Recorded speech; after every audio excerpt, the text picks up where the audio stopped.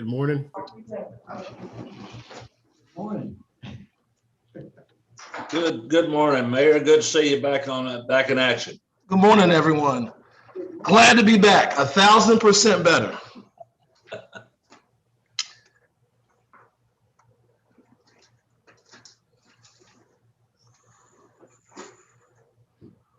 We are now live on YouTube, and I think everyone's here. Well, I want to welcome everyone to the February CVTA Finance Committee meeting. It's a pleasure to be joining you all today. It's also a pleasure to be back as well.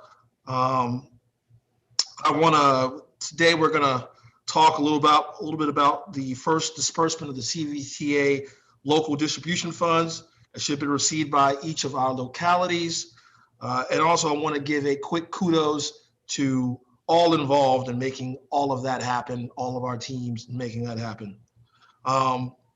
With that, we'll move to the statement, which is already in your information provided earlier, I believe, is your statement regarding virtual meetings. And how about we move over to the roll call and certification of a quorum. Yes, thank you, Mr. Chair. Good morning. I'll start with Chesterfield County, Mr. Carroll. I'm here. Hanover County, Vice Chair Peterson. Here. Henrico County, Mr. Thornton. Here. City of Richmond, Chair Stoney. Here. And Commonwealth Transportation Board, Mr. Brown. Here. Thank you. That concludes the roll call for attendance. And Mr. Chair, you have a quorum. Thank you so much, Ms. Mueller. We'll move now into item 1 on the consideration of amendments to the action meeting agenda. I have no amendments to the agenda. Are there any amendments to the agenda? Seeing none. Is there a vote? Oh, can I get an approval of the agenda? All in favor, say aye. Aye. Aye. Aye. Aye. The ayes have it. We've approved the agenda. Moving to item 2, the approval of January 6, 2021 CVTA Finance Committee action meeting minutes. Is there a motion to approve the minutes? So moved. Second. We have a motion and it's been seconded. All in favor, say aye. Aye. Aye. Aye. Aye. All the ayes have it. The action meeting minutes are approved. Now we'll move over to the open public comment period. If there is anyone from the public who wishes to offer comments via email or in person, do we have anyone? Mr. Chair, we have not received any comments for this meeting. There are no comments for this meeting, so we'll move on to item 4, the chairman's report. First off, as I said at the top in the welcome, I want to say thank you to everyone for their well wishes, for their outreach and your concern for my health. This is always a good moment to remind everyone that I was going to say that CVTA is real, but that COVID-19 is real. And I've always considered myself a healthy person, but even me at a young, spry, 39 years old, I had a 101-degree fever, sneezing, coughing, body aches, things of that nature. Just goes to show that we must continue to be vigilant, must continue to mask up. And I know that our health departments are working diligently to get as many shots into arms as quickly as possible so we can vaccinate our communities. I'm looking forward to being back. Sorry I missed the last meeting, but I'm appreciative and grateful for your well wishes and your concern.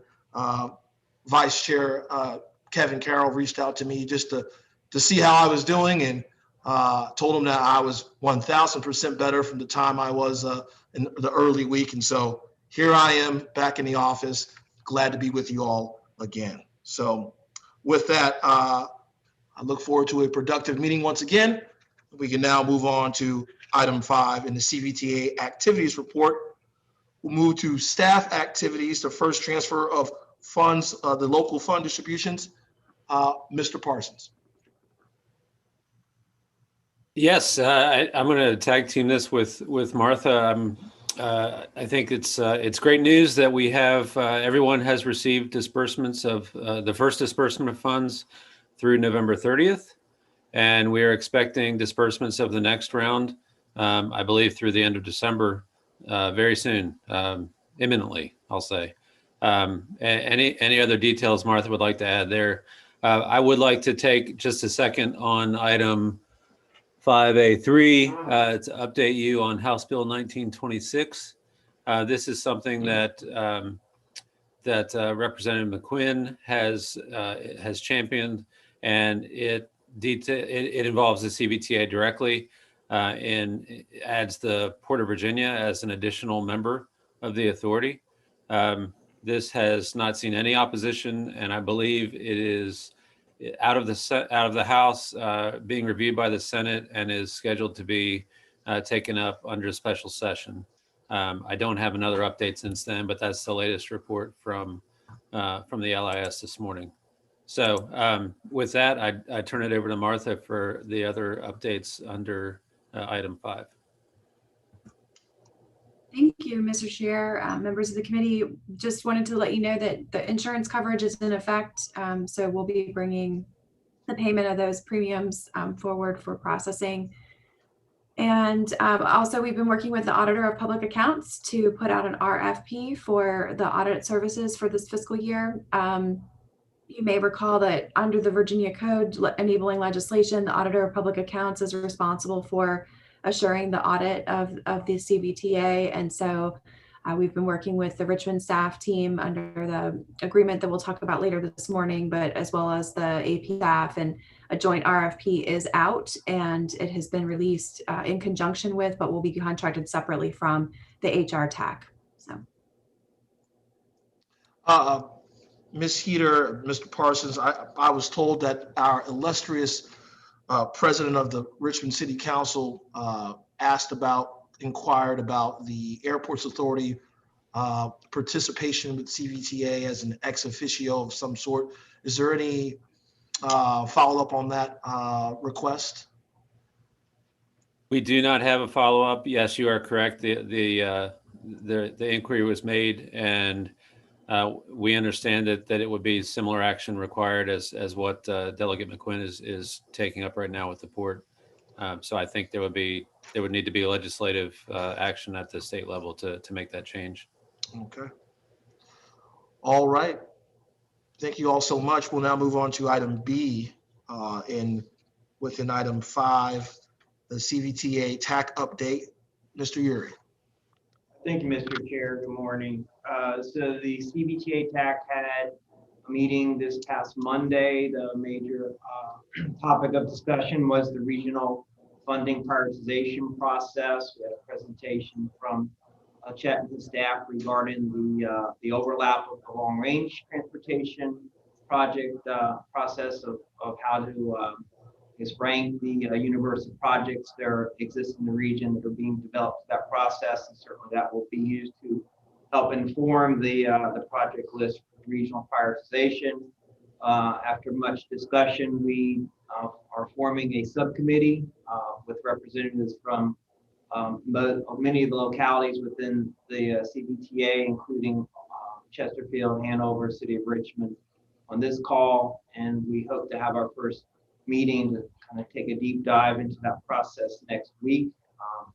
Mr. Brown has been gracious enough to offer his perspective from the CTV role on how we can help develop this process that will put us in a good position to help leverage state and other funding going forward. So this effort is kind of starting in earnest now, and hopefully we'll come out with a good process that will satisfy the requirements of the code, and as well as help the region get the priorities funded that I guess many of the localities within the region are a little frustrated with smart scale process, and how just due to lack of funding, a number of projects that we feel are good, important projects are not getting funded, as well as I think some localities feel like they're kind of on the outside looking in. So the goal of the regional prioritization process is to kind of fill those gaps, help us leverage state funding and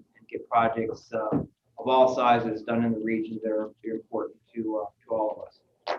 Otherwise, the other focus at the TAC meeting included the spending plan for FY21, which will be talked about more this morning, and we had updates on the regional public transportation plan from TRTC, as well as the transit service governance report that's about to kick off. That's my update. Any questions, I'll be glad to. Are there any questions for Mr. Uri? Seeing none, we will move on to old business. At the top of our agenda for old business, the financial policies and procedures revisions. Ms. Heater. Thank you. Included in your packet is a revised document from the policies and procedures that were approved at your December Finance Committee meeting.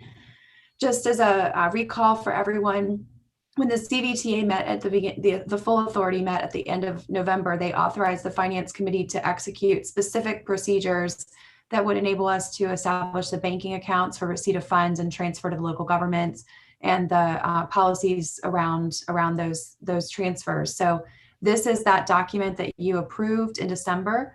We've been working with the staff team at Chesterfield County under the fiscal agent agreement that you also approved that meeting, as well as the staff team at the City of Richmond to review those and have come back to you with some recommendations for amendments. Most of them are just solidifying the roles and responsibilities among the three entities that will be involved in the financial management and administration.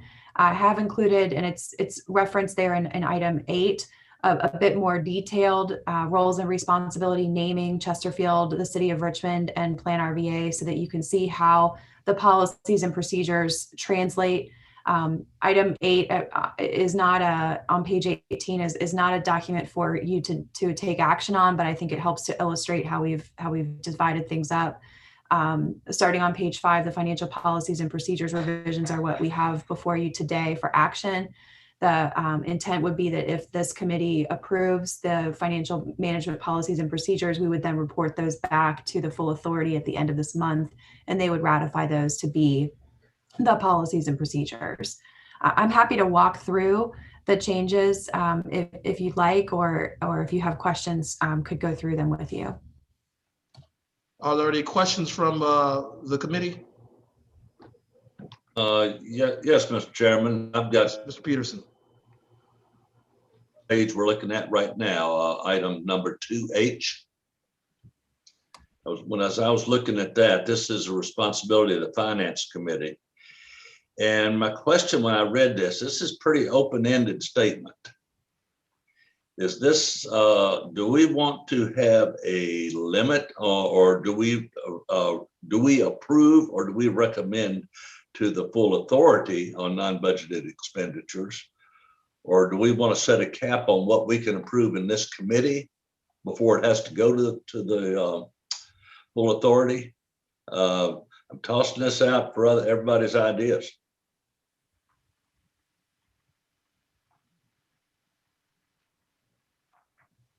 Thoughts?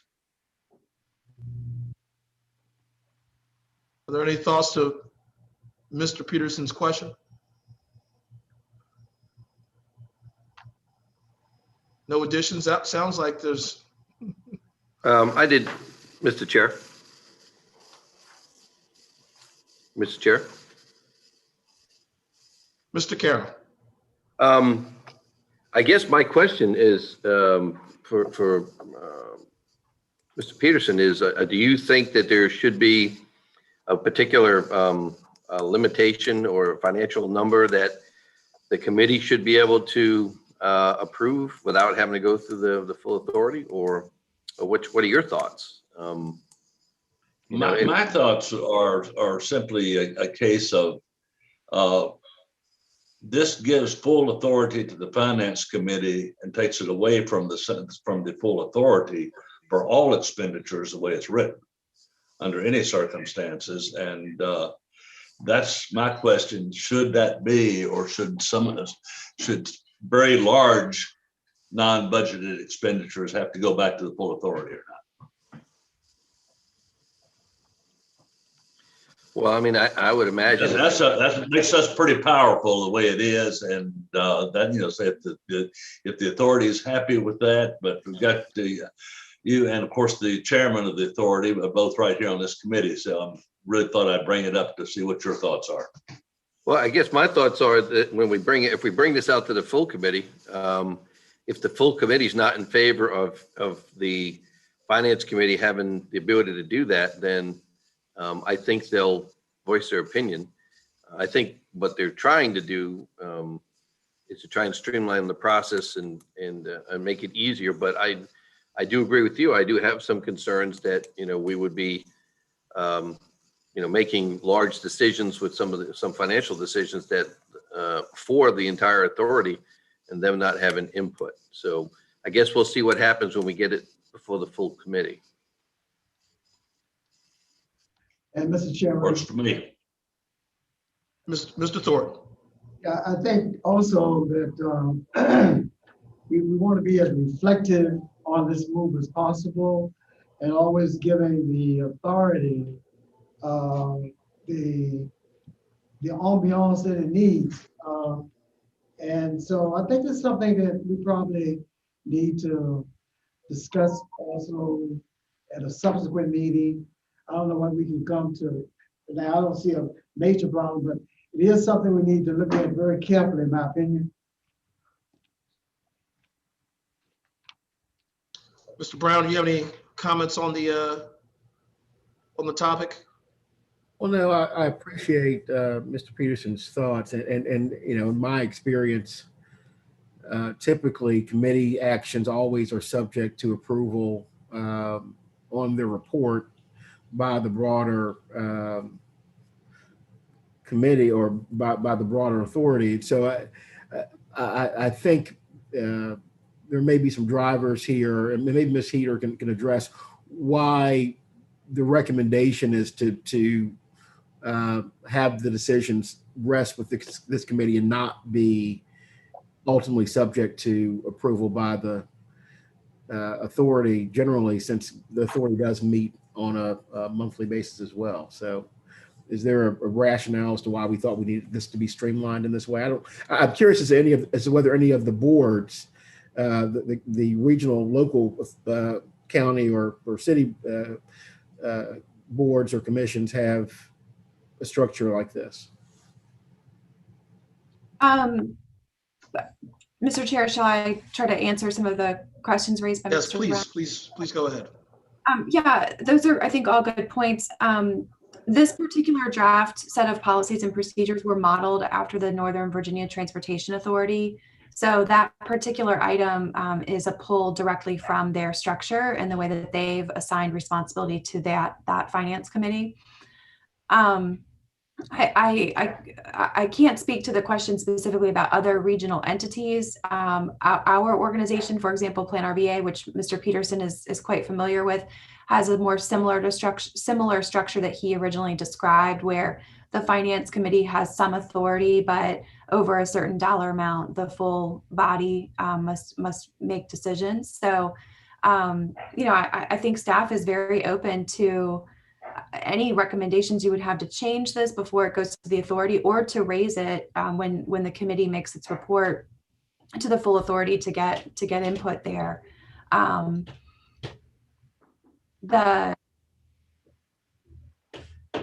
The item, this particular item, has been that way since the original drafts, and it just hasn't been a topic of conversation at the committee level thus far. So we'd be happy to make I'll take blame for that. I didn't read it in enough detail the first time. No problem. I think everyone was focusing on different sections. So, you know, this is why we want to make sure it goes through the reviews. Mr. Chair. Yes, Mr. Carroll. I mean, I think that, and you know, there may be some things that could come up on an emergency basis that may need a quicker consensus, which could be reached by the 5 finance committee members. But I think there should be a limitation on what that dollar amount would be.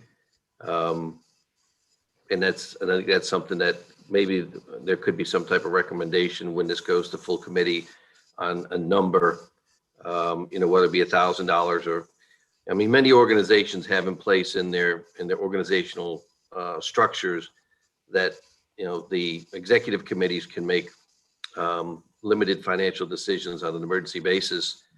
And again, they're going to report that out to the full committees later anyway. But if for some reason something which was a non-budgeted expenditure came up and we had to deal with it, rather than having to wait for, to get it before full committee, it's something that the finance committee could hold an emergency meeting on and make a decision. But again, it's for the full committee to determine whether they want to allow that to happen. But I think more or less putting a dollar number, limiting that, and then requiring full disclosure at the next available meeting could solve that problem. Just my thoughts. Mr. Chairman, I feel that I think Mr. Carroll's suggestion is efficacious one, and it gives a little flexibility also for small funding to the finance committee. So that might be something that let's take a look at. Of course, the most important thing, what we are doing this anyway, making sure as we're in our infancy stage that we're putting things in place for long-term practices. To the committee, is there a particular threshold or number that members may have in mind to amend H with? Mr. Chair, if I may, I might also suggest that the committee consider not just a dollar amount, but specificity to fund. In other words, you may want to think about limitations of authority of the committee versus the full authority around which funding stream you're discussing. So is it the administrative and operating budget fund? Is it the regional priorities fund, which might also help you in thinking about the dollar amount? Yeah, Mr. Chairman, as I listening Mr. to, Brown. I was listening to the conversation. One question I had is whether or not this would apply to all procurement or simply the kind of general and administrative items. Because I would agree that if it's simply the general administrative items, for example, the procurement of the insurance and other types of non-controversial matters, then maybe that delegation is appropriate. But if we're talking about broader procurement decisions, then I would be uncomfortable if those decisions would rest solely with this committee and not ultimately be ratified by the board, even if it was just simply a consent agenda item. So I guess that's another question, Ms. Heater. Would procurement decisions generally be left to this committee, or would those be referred to the broader authority? Ms. Heater. Yeah, I mean, this particular item is just in the layout of the document is at the beginning. So I think that it would suggest that that authority is residing for all funds. But I think your point is well made that it could be simply that particular item should be more appropriately aligned in the section specific to the various funds that are later in the policies and procedures document. Mr. Chair. Mr. Carroll. I do agree with Mr. Brown that this should be limited to simply expenditures that are within the Plan RVA or the CVTA budget and not those other funds. I think those other funds are something that need to be controlled by the full authority. But, if it was something, like I said before, that needed to be addressed, that's not in the particular budget and something that needed to be done, I think that would be appropriate. But as far as the 35% regional pot or anything else, I think all of that still needs to go through the full process. That's fair enough. Mr. Chairman. Mr. Peterson.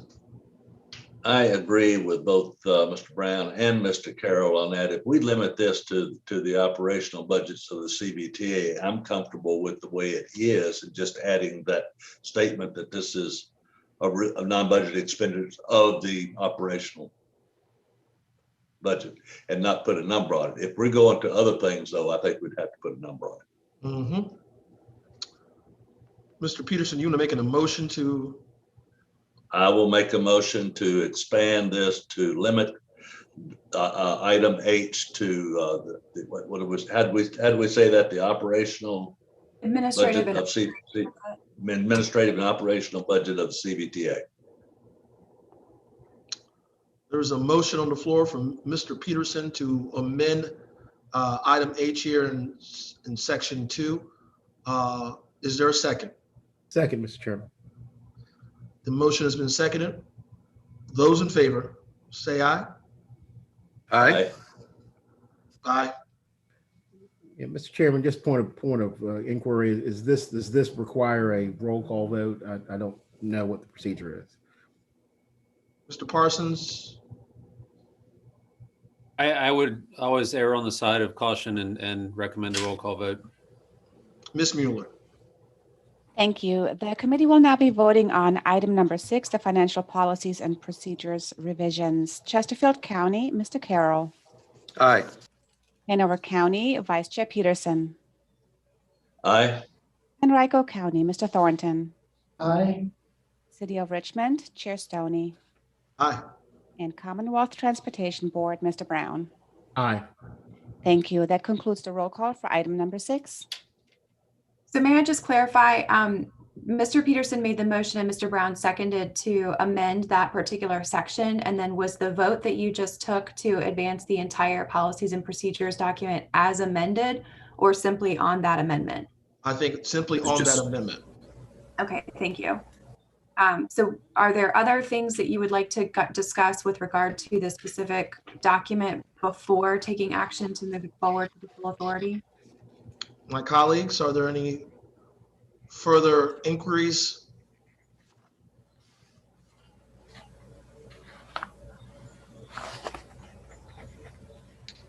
Mr. Chairman, Mr. Peterson. are these procedures the proper place to address whether there ought to be reserves within the CVTA operational administrative budget?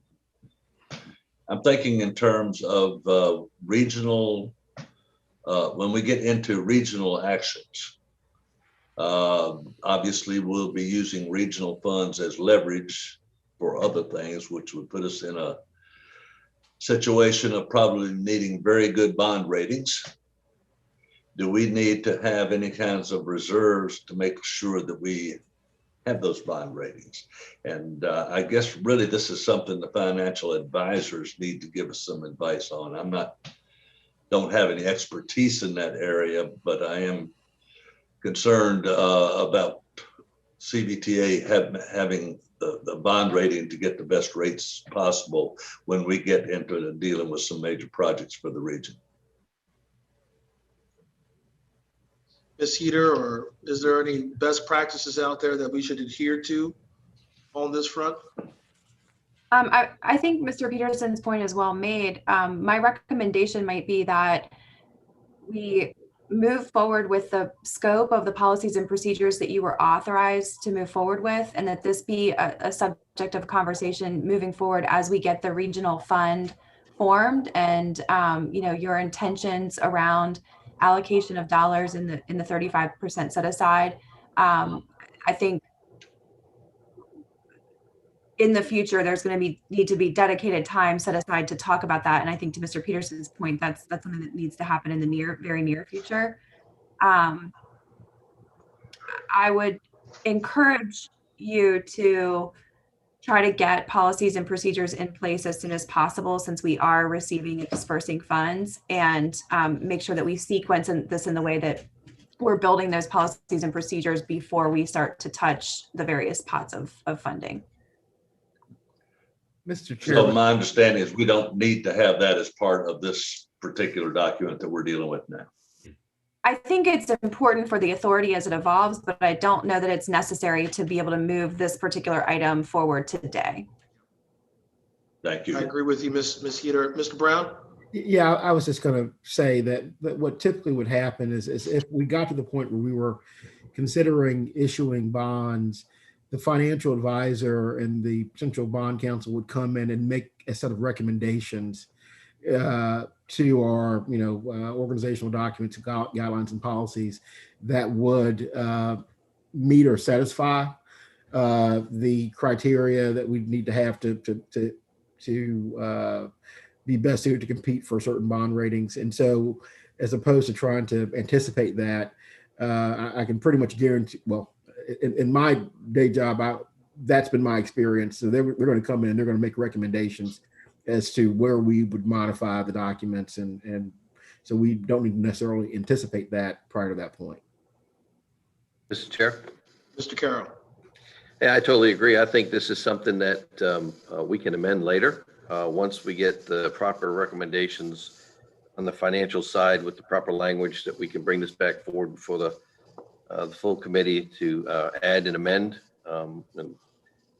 And even now on today, I'll make a motion to move it forward. I think that certainly between now and full committee, if there's any other adjustments or recommendations that need to be or could be made, that we could send those through staff to be added, to be reviewed at full committee. So I'll make a motion to move it forward. I think Mr. Carroll's making a motion to approve the revisions of the financial policies and procedures. Is there a second?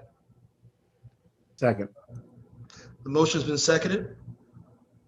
Will this require a roll call vote? I think it should, just for our official records. Ms. Mueller?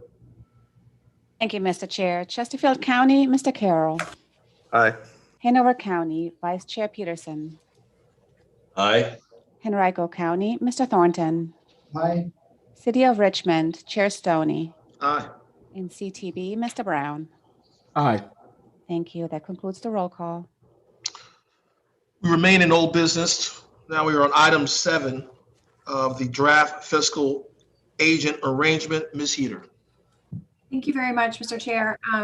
This is another item that's carried over from your actions at your December Finance Committee meeting. The authority in their November meeting authorized you to approve the documents necessary to make the arrangements with both Chesterfield County and the City of Richmond to move forward the fiscal agent agreements.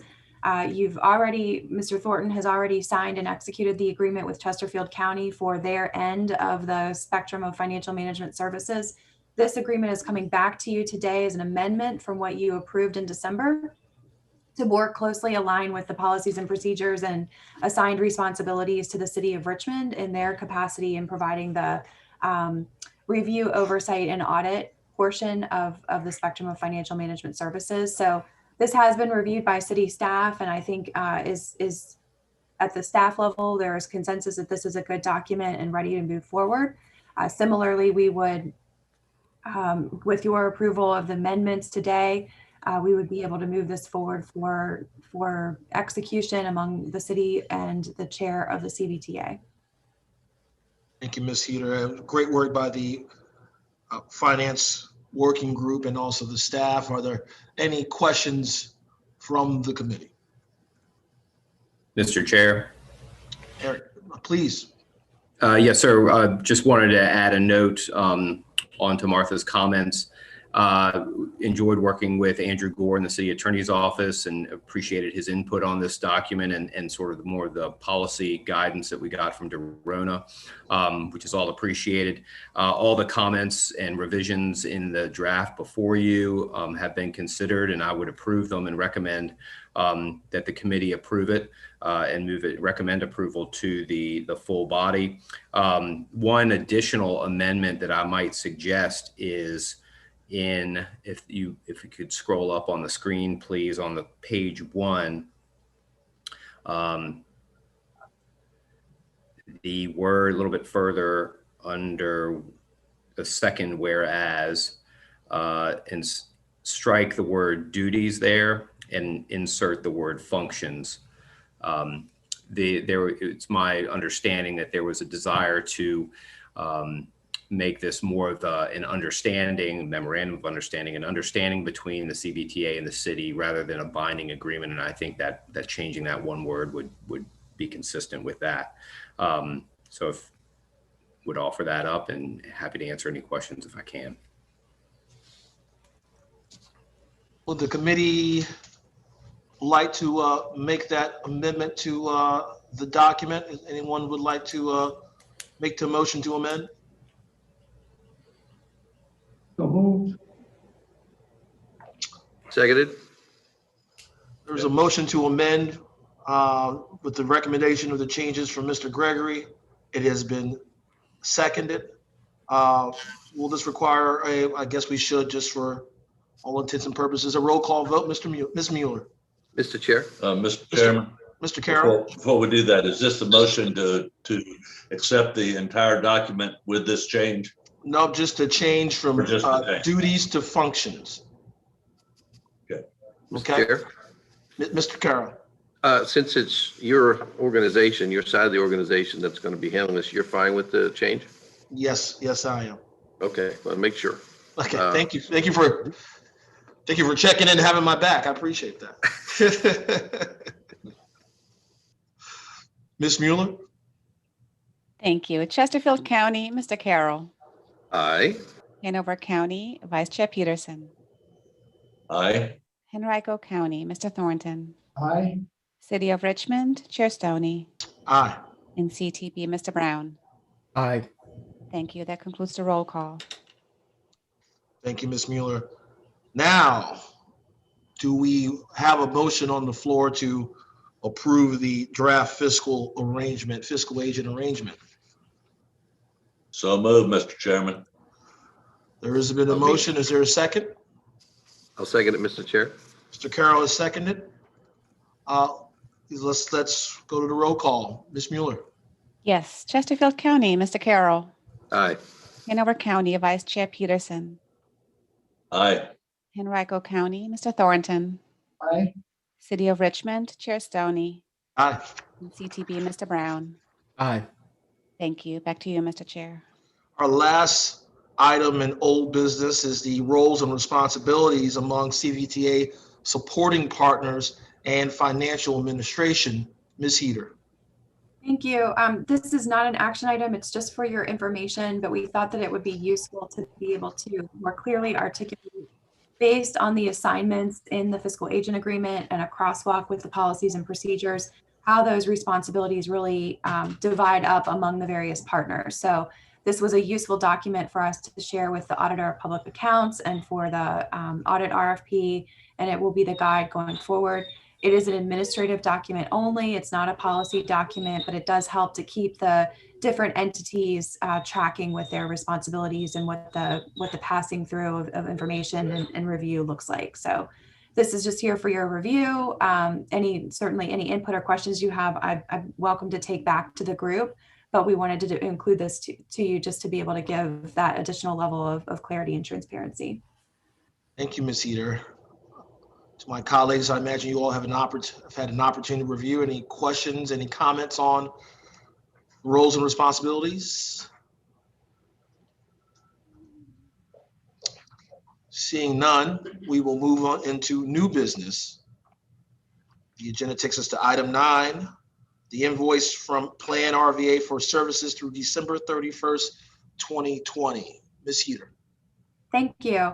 I will first and foremost let you know that this will likely be the only time that the committee will have to be at this level of administrative detail.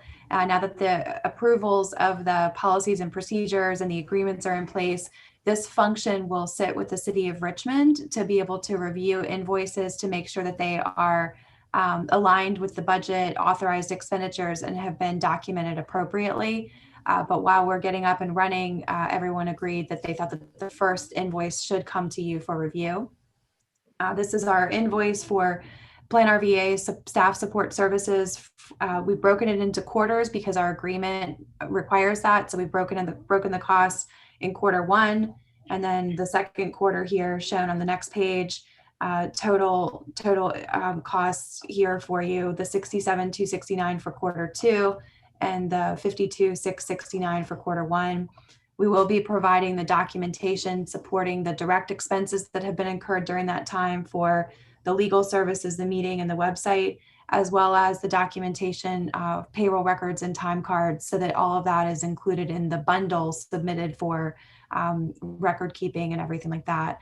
And you'll see here, just to give you an idea as well, the MOU provides for Plan RVA to include an administrative fee. That's only applied to the personnel expenses, not to the total of the budget. So you'll see here, for example, that 10% administrative fee is just applied to this, not to the total sum.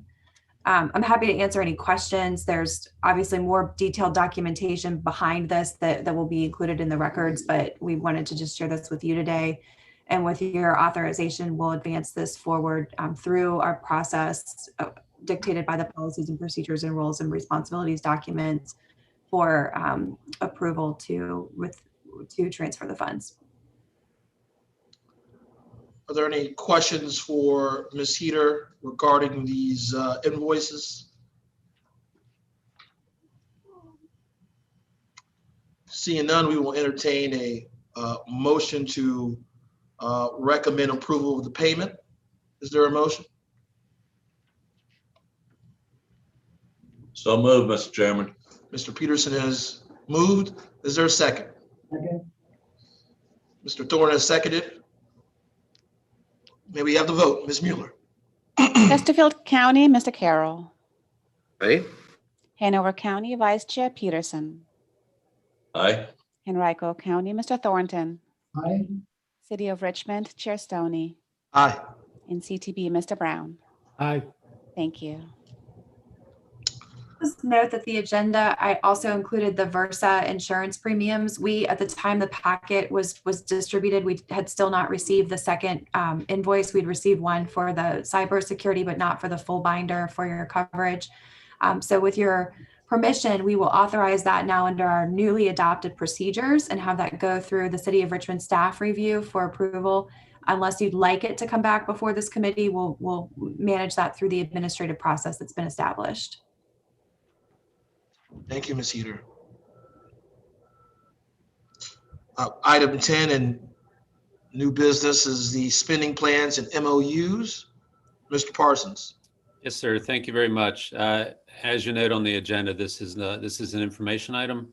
There is no action required, but I wanted to take a few minutes and give you an update on the work that the TAC has been doing in regards to accounting for intent and expenditures of collected revenues in fiscal year 21 and 22. So 10A, we have been approaching the expenditures expected for FY21 as a test case, so that both committees as well as the full authority are getting comfortable with the process. We have two different opportunities, or two different requirements essentially that are set forth for the authority to make sure that it is careful in accounting for the use of the funds that have been collected, and to make sure that they are being used for transportation purposes as outlined by the legislation. We have asked each jurisdiction and have gotten responses on intent of expenditures for fiscal year 21. So that would be from, I would guess, from the first receipt of revenues through the end of June of this year. And this is essentially a best estimate from each jurisdiction on what their expenditures will be and to what use. So we have gotten responses from each jurisdiction, and those range anywhere from no planned expenditures over the next 5 months to a list of projects or programs, depending on the jurisdiction, all the way up to we would like to fund staffing needs that are specific to transportation purposes. And the TAC has, on the staffing side, has made the recommendation that if staffing is the use of the revenues, we would only list the cost of the position directly related to transportation tasks. So they wouldn't be including fringe or overhead other cost for that position that would not directly impact the transportation system in each jurisdiction. So this is the requirement that we have seen in the bylaws. So the charge to the Technical Advisory Committee, if you, let me share my screen and I could show you that directly. The charge to the TAC in the bylaws itself under C1D, which I'll highlight there, is to review and confirm project and program eligibility and recommending each locality's plan for expenditure of funds received through the authority. So the interpretation of TAC is that this is something that is necessary to have in place before the funds are expended. And then the next step would be to follow the legislation itself under item E in the Central Virginia Transportation Fund. And it says there that each locality shall annually provide to the authority sufficient documentation as required by the authority showing that the revenues distributed were used for the purposes set forth therein. So there's a front and a back end of this process. First, we want to show through the bylaws requirements what the intent is for use of funds. And then at the end of each fiscal year, we need to show through the audit process what those funds were actually used for. And those can be used to check each other and make sure that we're not in danger of harming our ability to continue to collect these revenues.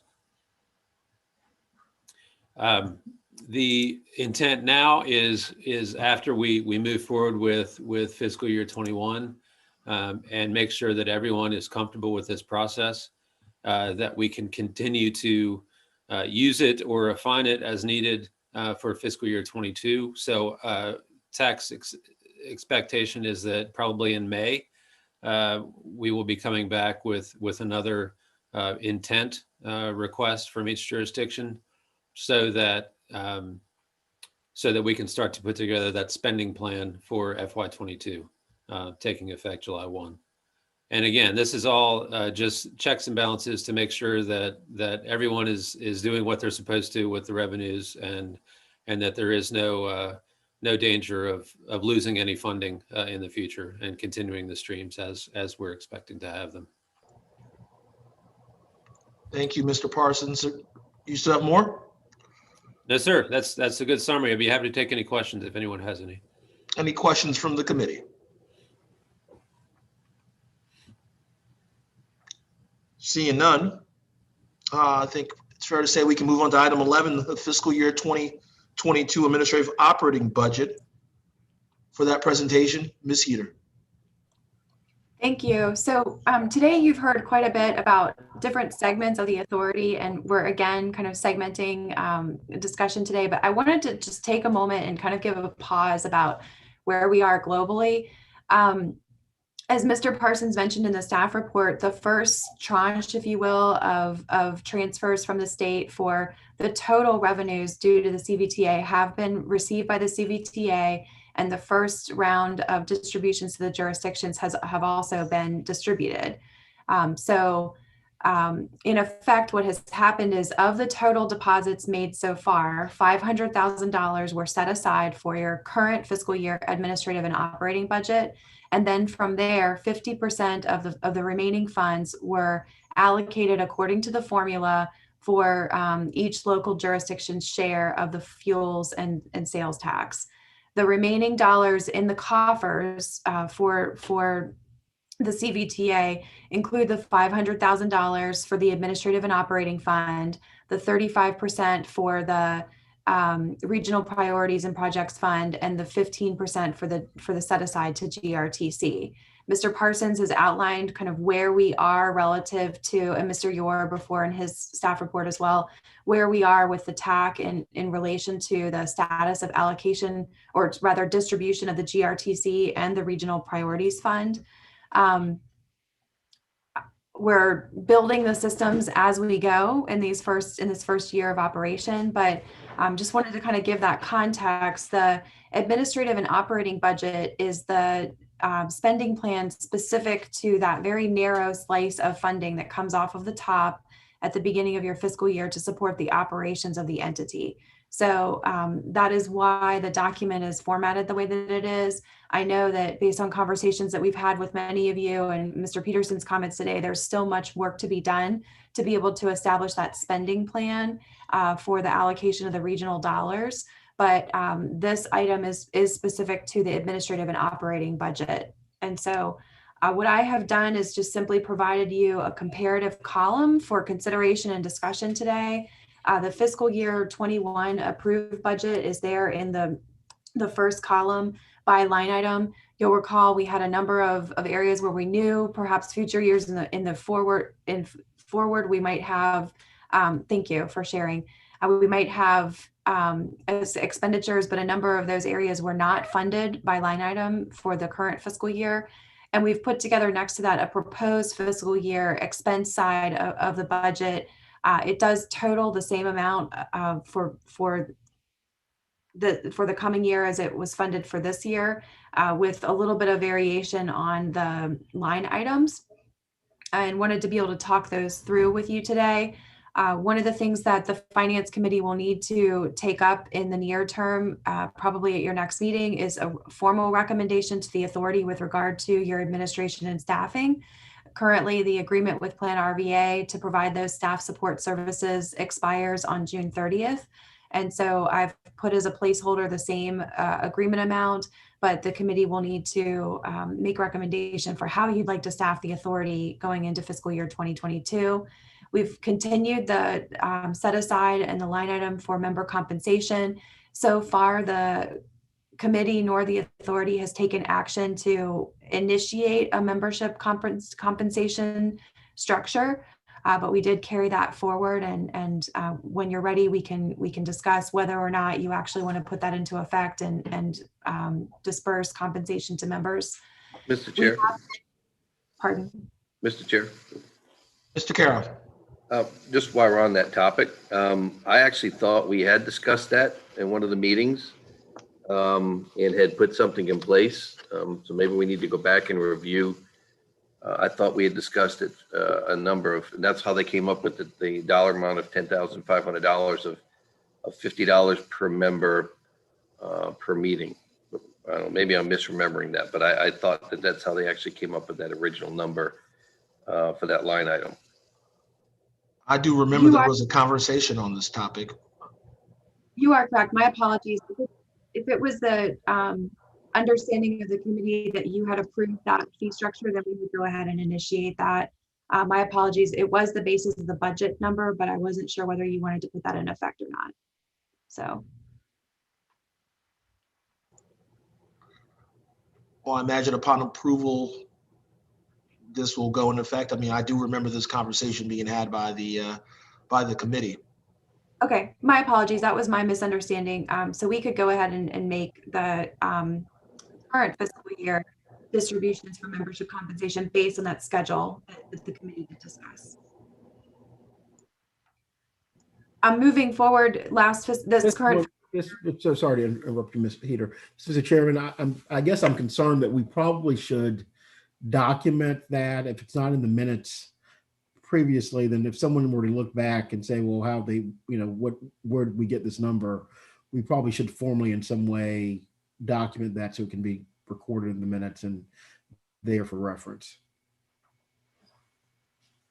Mr. Chair, I don't disagree. I would actually like to maybe have staff research where in the minutes in the previous meeting this was actually discussed and provide those minutes forward and even incorporate those minutes when that took place even into this meeting. Because I do agree that we need to document as to why the decision was made. But I do remember us having that conversation, and that's, but I want to make sure we're right. So if for some reason we need to formalize it more, then I think somebody agrees with it.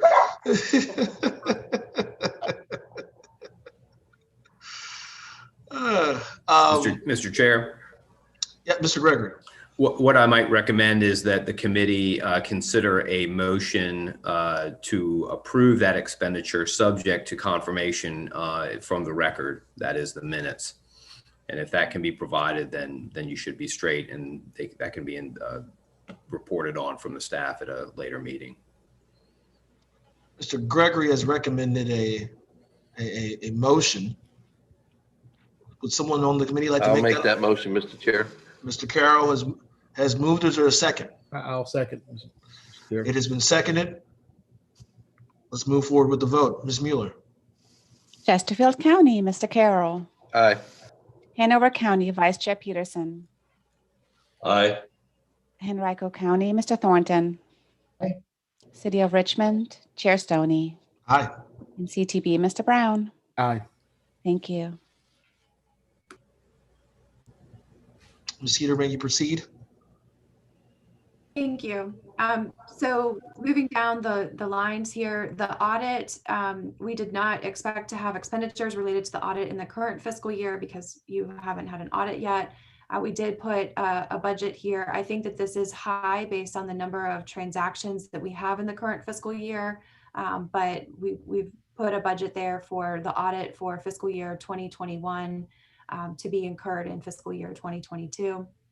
The next item at the time that our budget was submitted out for publication, this was a placeholder here, but I do have an update. We've been able to identify that estimated fees here are about $5,000 for bank fees. And so we would add that to that particular line item, and I'll talk that through in a moment. General legal counsel, we've carried that forward as a recurring cost based on the proposal from Hefty Wiley Gore provided earlier this summer. Similarly, we've just simply increased the insurance line item. As you recall, the insurance premiums that we were approved through the RFP were for a half year for this fiscal year. And so I just doubled it for estimation of next fiscal year. We'll get the estimates of those renewals probably later this month or in March. We carried forward the unexpended dollars in the recruitment line item. At the time that you approved your budget in winter of 2020, you were not certain what your future staffing plan would be. And so we just simply carried that forward as an unexpended this fiscal year and a placeholder for what you may choose to do next fiscal year. At this point in time, we don't have any expected expenditures with regard to special bond counsel or other contracted services. Those would be subject to your consideration if you identified a need at a future date. Similarly, we just carried forward the technology and communications lines. Again, the majority of those expenses are covered under your staff support agreement with Plan RVA. But should you need to have any expenditures there, we have a small line item carried forward, again, unexpended dollars in this fiscal year. On the administrative section of the budget, we did set aside a small amount of dollars mirroring current fiscal year for meeting expenses. You have only had one meeting in person this year. I don't know what your intentions are for next fiscal year, but $13,000 were expended this current fiscal year for your in-person meetings that have occurred. Similarly, going down the line, the rest of those expenses mirror what was budgeted from last fiscal year, and you'll see that the majority of those line items in the administrative section were unexpended this current fiscal year, largely due to COVID and other limitations that we have in starting up. Those modest changes from the current fiscal year to the proposed expense side of the budget for next fiscal year. We did the same approach that we talked about earlier in the fall about having this reserve for contingency at $147,000. That number would be reduced by the $5,000 to set aside for the bank fees. And so this is here for your consideration today. I hope that it's clear there are a number of unknowns depending on what you foresee undertaking as an authority in the upcoming fiscal year. And this is really intended to be able to stimulate discussion for you today. The authority itself will not need to make action to schedule a public hearing until their March authority meeting. So you do have this committee meeting as well as your February committee meeting before it needs to move forward to the full authority. But did want to get this discussion going today about how you're thinking about the administrative and operating functions for next fiscal year. Cedar, I do have a question about the audit line item. Is this the researched amount from the APA? At this point in time, I don't have an estimate from the APA. We looked at audit costs from the two other authorities, which I grant you are much more complex. And then I ratcheted that down based on what Plan RVA's annual audit costs are. So again, I do think that this is a high number, but wanted to make sure that it was likely to cover what the potential bids will be. And I think before you actually approve a budget, we will have the results of that RFP. And so we can have a more refined figure for that line item as we finalize that process. Are there any questions and comments from the committee? Mr. Chairman, Yes, the Mr. highlighted item for financial advisors. Have you recommended an amount for that? Because obviously in the next fiscal year, we're going to need some financial investment of our regional funds that are being, until they're in use. I do not have a figure yet. I think what I'd like to do is to be able to get some direction from you and to determine whether or not under the fiscal agent agreement that you have with Chesterfield County, you'd like that team to put together a set of options for you of what investment advisory services you might want to take advantage of, perhaps even at your next meeting, so that we could be able to fill in that blank. I would recommend we do so. Mr. Chair, Mr. Carroll. I am more than happy to talk with staff and have them prepare to make recommendations on the financial advisor line item here. And to be clear, we're really talking about financial advisory services related to investments. Correct. Thank you.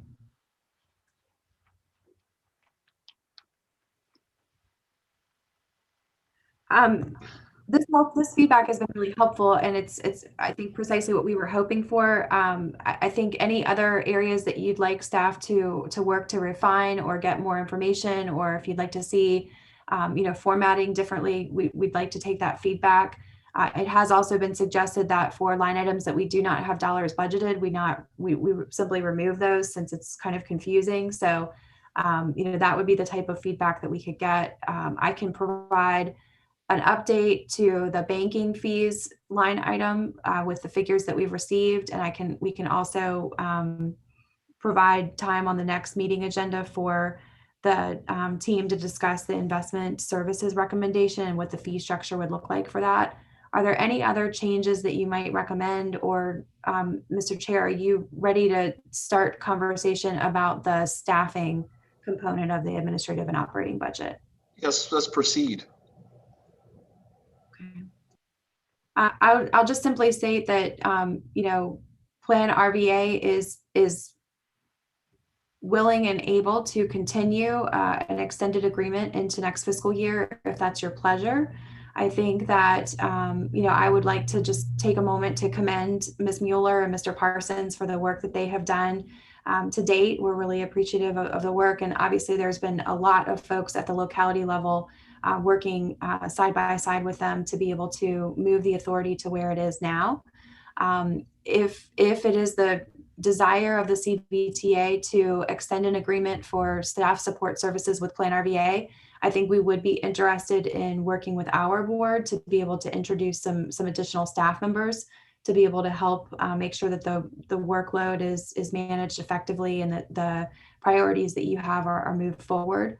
But I think we are very willing to make those staff changes internally if that's something that you'd like us to continue in the next fiscal year.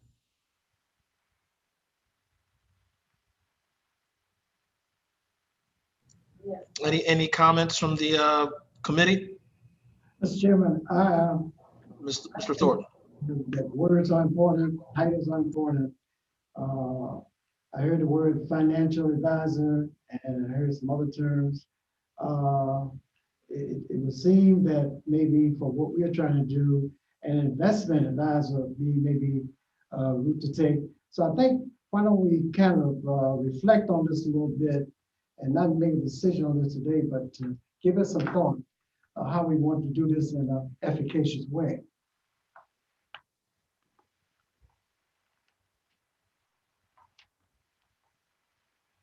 It sounds good to me. Mr. Thorne, any other comments? Mr. Chair. Who is that? Mr. Parsons.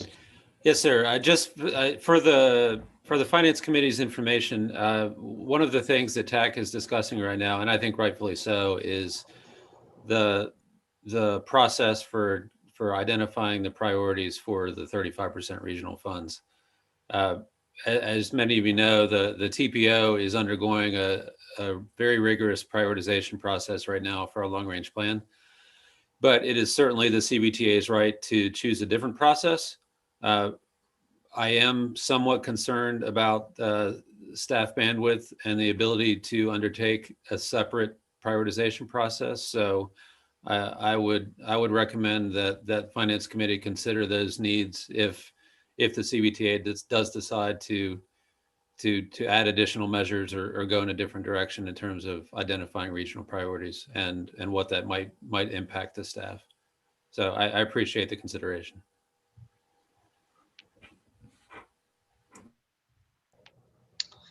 Any other comments from the committee, Mr. Brown?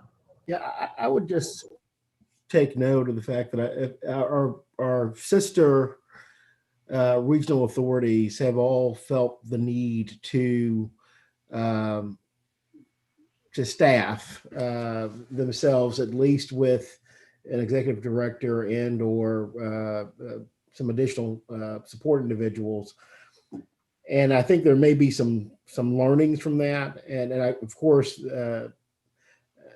this should be driven by the jurisdictions. You guys should get together and talk about this. I guess the question is there, have they traversed this landscape before and determined that it was necessary to have some dedicated staff, such as, an executive director and or, some financial resources to be able to effectively administer this, significant undertaking, right? We're talking about, $150 to $200 million a year in revenue that will generally be managed by the localities. But when it comes to the regional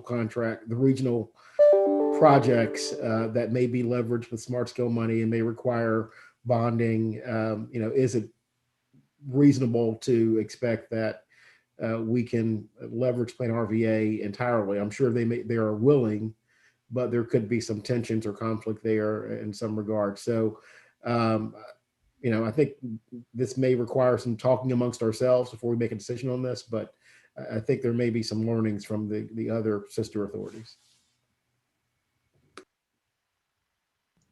It's a fair point, Mr. Brown. Learn from others before us. Any other comments? Well, I just wanted to highlight for the committee that, as we are approaching about 6 months into this fiscal year, it's become very obvious to us that there will likely be a surplus in the Plan RVA fiscal year 2021 budget. And I wanted to know, has there been any consideration on the use of the surplus funds in terms of should they be redistributed through the formulas that are already laid out at the beginning of the fiscal year back to the localities, just to show, I think, an act of transparency for the public. Has that been considered, or should we consider that as a body? Mr. Chair. Yeah, thank you. Pardon. Go ahead. I'll let you go first. Go ahead. All right. I just simply wanted to say, Mr. Chair, you are exactly right. I would expect that there be a significant surplus in the remainder of the current fiscal year operating budget. You've set aside $500,000, and I do not expect that you will spend much more than about half of that in the current fiscal year. And so I think that there are at least 3 options that the committee could consider. You could, as you said, simply redistribute the balance of the remaining operating funds after the books are closed for this fiscal year back by formula to the transit, regional projects, and local jurisdictions funds and distribute accordingly. You could use the remaining unexpended balance from this fiscal year to fund the incoming budget if you wanted to, or you could also set aside as an operating reserve. I think that in talking with staff in some of the jurisdictions, the preferred option is, as you outlined, Mr. Chair, that we could simply do a redistribution of the unexpended balance back to the funds and handle it that way. But that's certainly, I think, an important topic of conversation as we move to the revenue side of funding next fiscal year's admin and operating budget. Mr. Carroll.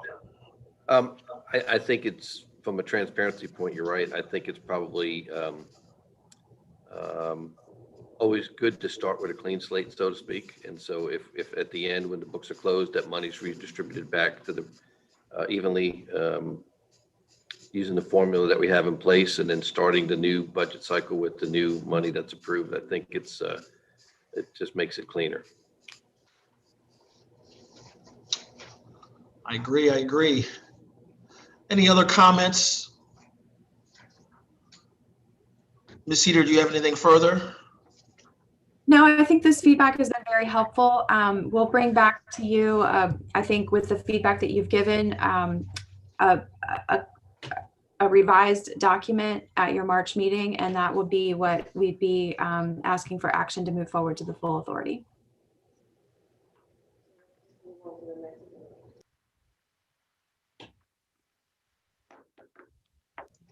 All right, we'll now move on to the next item. I believe we're in item 12 in other business. Am I correct? Item 12, plan of investment of our future meeting topics, actually. I just had a couple questions I think that the committee should consider in some future meetings. I think our committee, I just want to know the thoughts of the committee on what actions through the fiscal agent agreement should the committee be considering for the fiscal year 2021 funds that are currently sitting in the bank. Furthermore, I think that we should consider what the process the committee will undertake to uninvest and disperse these funds to localities if and when the full body determines goals and priorities for spending for regional projects. That's one item I think that we should consider in the future. Another item I think that we should consider is, it comes to mind, I think, is the next meeting topic should be discussion of the strategy on utilizing investment advisory services. I know Chesterfield, with any needed assistance from the finance working group, should be prepared to speak on the topic at our next meeting, if possible, Mr. Carroll. Another topic for consideration, I think, is that it's very obvious that we've made some tremendous strides in standing up the CVTA.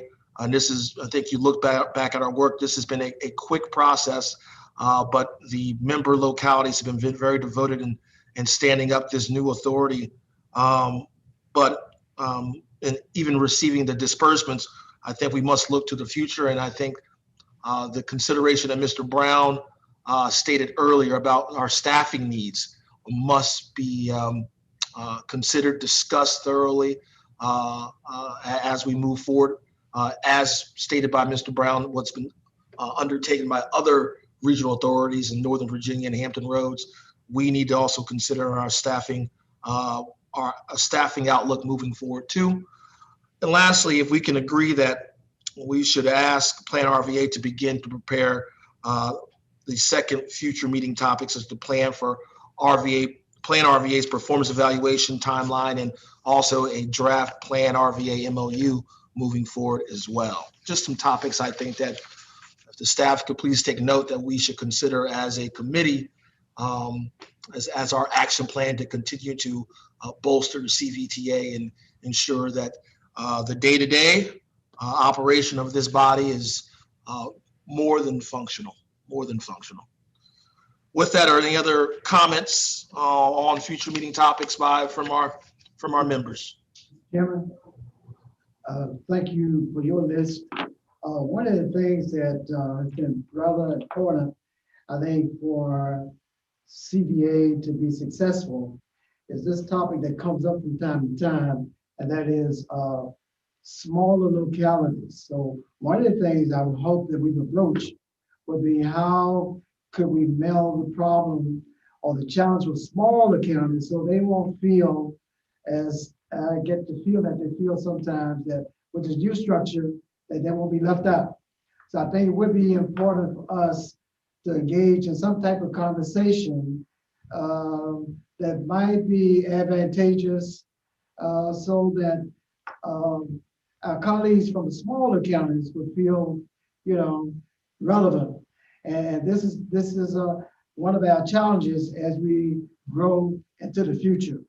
And that's one of the things that we promised that we would do. So I think it's we need to set aside some time to talk about that. And also, as you suggested, maybe future disbursements, how we handle that and all of that. Because we wanted to make sure we put things in place for the long range. Any other comments about future meeting topics from any other members? Seeing none, we'll move into meeting member comments from those on the Finance Committee. Any member comments? Mr. Carroll? Mr. Chair, I just wanted to say I look forward to the day that we can put this COVID behind us, that all of us are vaccinated, our communities are all vaccinated, and we can start to see each other again in person. Not that this is not a very convenient way to meet, it is. But I look forward to the day when we can reconvene and our communities are eradicated from this disease. Thank you. Mr. Carroll, I second that. Although I like seeing your beautiful faces on these boxes right here, like the Brady Bunch, I do prefer always to be in the same room. And in order to do that, we got to make sure that the environment is safe for everyone. And that means vaccinations.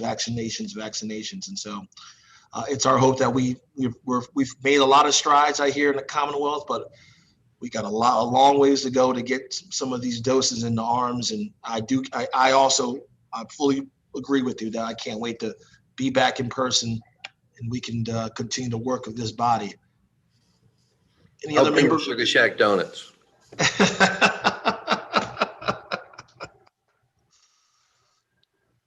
Any other comments from our members? I'll just add this, Mr. Chairman.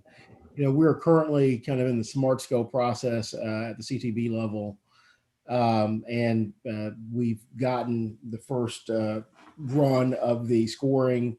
I've had the pleasure of speaking with a number of your jurisdictional transportation directors, and with Roger Henrico, your deputy county managers, about various concerns related to the outcomes of smart scale.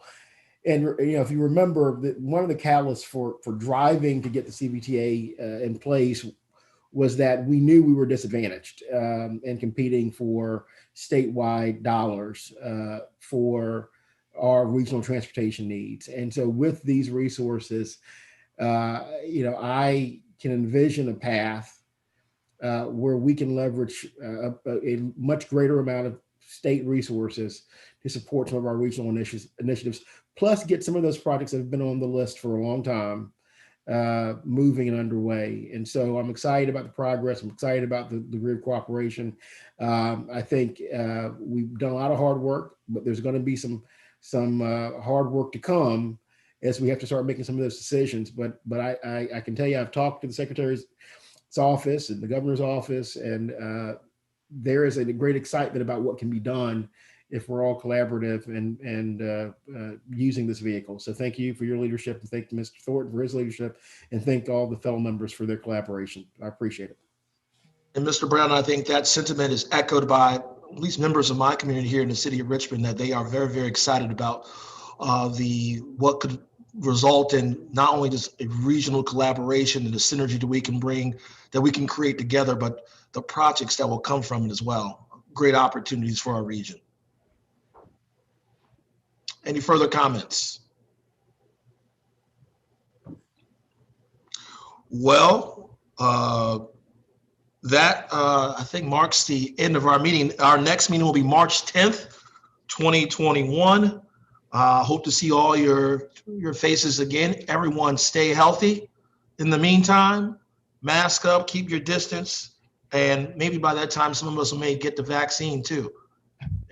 We all can hope so. With that, is there a motion to adjourn? So moved. So moved. Second. It's been seconded. We are adjourned. Thank you, everyone.